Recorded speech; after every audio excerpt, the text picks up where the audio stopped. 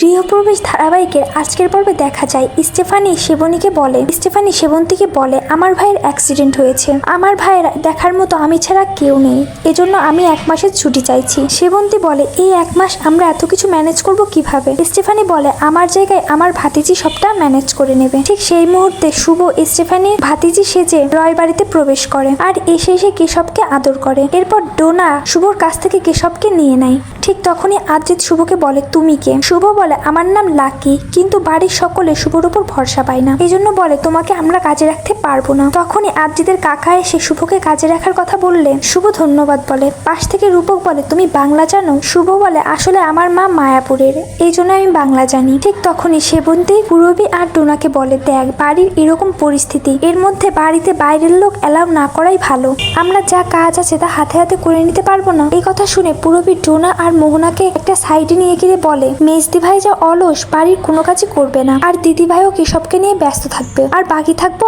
আমরা। ডোনা বলে আমার পক্ষে সম্ভব না, আমি MBA করা মেয়ে, আমি বাইরে কাজ করব, আমি বাইরে চাকরি করব। পাশ থেকে মোহনা বলে আমিও তো প্রেগনেন্ট, আমি 1 মাস কাজ কিভাবে করব?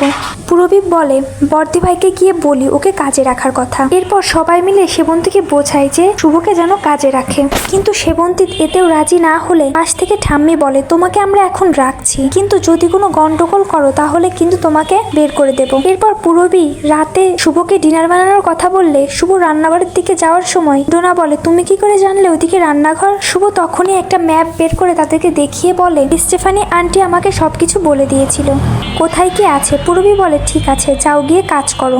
অন্যদিকে আদ্রিত নদিয়া যাবে বলে ব্যাগ গোছাতে থাকে। ঠিক সেই মুহূর্তে আদ্রিতের ঠাম্মি এসে আদ্রিতকে বলে যে নিজেই চলে গেছে, তাকে তুমি ফেরাতে যাবে না, সময় হলে সে নিজেই ফিরে আসবে, তুমি শুধু শুভলক্ষ্মীর স্বামী নও এ বাড়ির ছেলে, এমন পরিস্থিতিতে তুমি আমাদেরকে একা ফেলে রেখে চলে যেতে পারো না, কারণ এমন পরিস্থিতি তোমার জন্যই তৈরি হয়েছে, তাই তুমি কোথাও যাবে না, এটাই আমার শেষ কথা। এই বলে ঠাম্মি সেখান থেকে চলে যায়। তো বন্ধুরা গৃহপ্রবেশ ধারাবাহিকের আজকের পর্বটি তোমাদের কেমন লেগেছে কমেন্ট করে জানাতে ভুলো না।